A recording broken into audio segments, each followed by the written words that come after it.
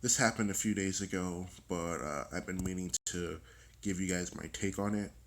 It says Iran issues arrest warrant for Trump that Interpol rejects. Now, the article goes on to say this is from the Military Times. This is from Tehran. Iran has issued an arrest warrant and asked Interpol for help in detaining the President Donald Trump, dozens of others and dozens of others it believes carried out the U.S. drone strike that killed a top Iranian general in Baghdad. A local prosecutor reportedly said Monday.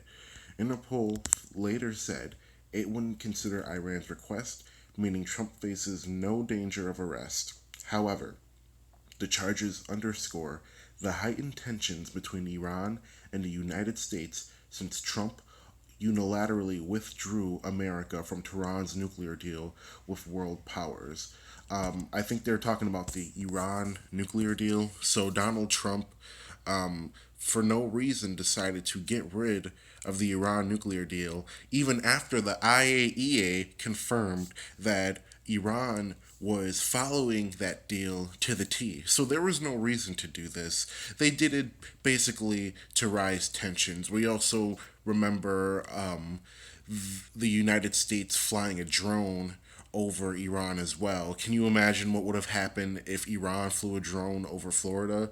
We would have went to war with them. But because Iran decided to destroy our drone after we invaded their space, they're the terrorists. Um, let's see. Interpol said later it wouldn't consider Iran's request, meaning Trump faces no danger of arrest. However, the charges underscore the heightened tensions between Iran and the United States since Trump unilaterally withdrew America from Tehran's nuclear deal with world powers. Tehran prosecutor Ali El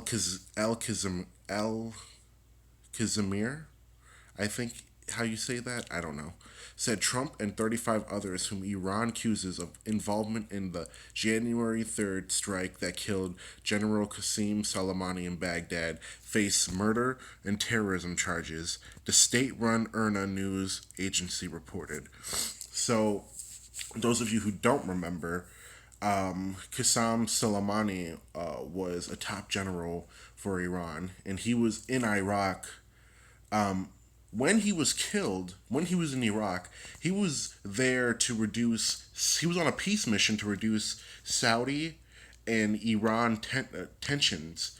And this comes from the Iraqi prime minister. So, this whole idea from Trump supporters, the right wing, their idea is that Soleimani is a terrorist, has killed American lives. No, that has never happened. Soleimani was on a peace mission. In fact, he was one of the top generals who helped us defeat ISIS and ISIS in Syria and Iraq. The Iraq and Syrian military are the ones who defeated ISIS, not Trump. Trump took credit for that for no reason when he had no reason to do so. It was just another reason for him to get credit for something he didn't do. So, the attack on Soleimani was unjustified. I mean, our whole tensions with Iran has been unjustified. But let me keep reading the article.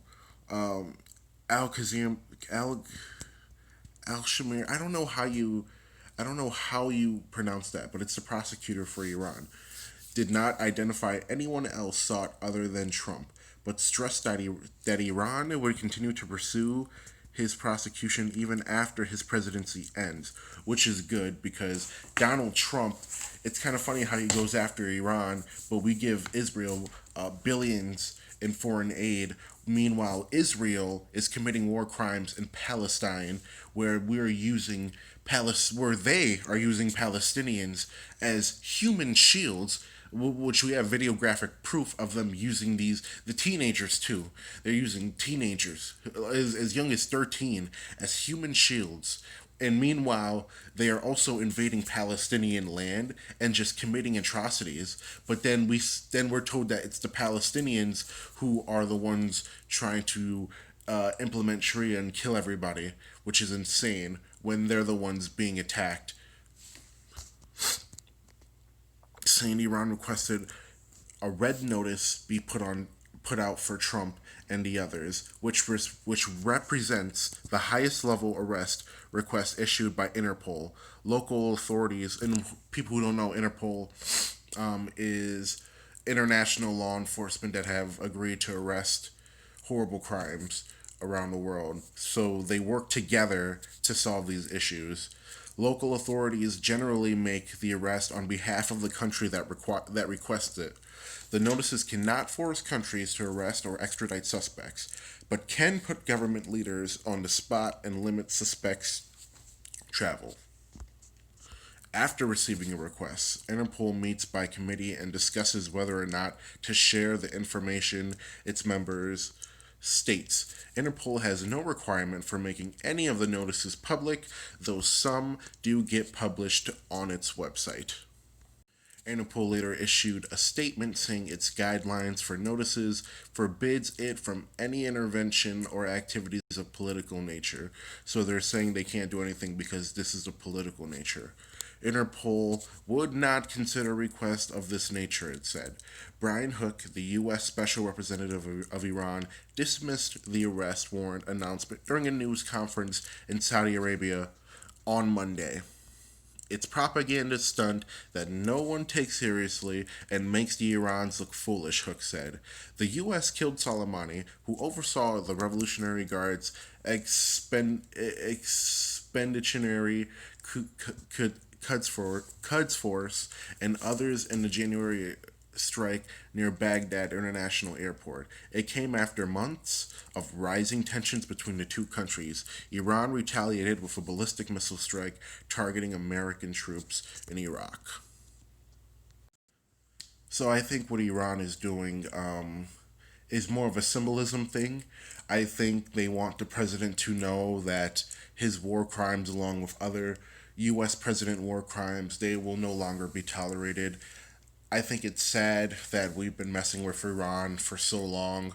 We are the ones who overthrew their government in 1953, replacing it with the Shah because Mohammad Mossadegh was going to nationalize the oil industry and give his people the profits from that oil industry.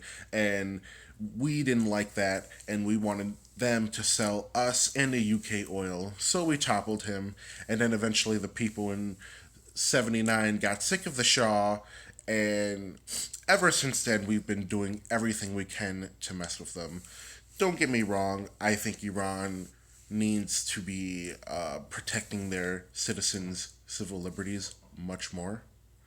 But we also need to understand that states like Iran, they have nothing to do with us. It's not our business. We have too many things going on in the US right now that need our attention. We got people struggling with medical debt. We have people who can't afford college. We have people from dying from lack of healthcare coverage. We have the US government spying on us illegally. The Second Amendment is no longer being upheld.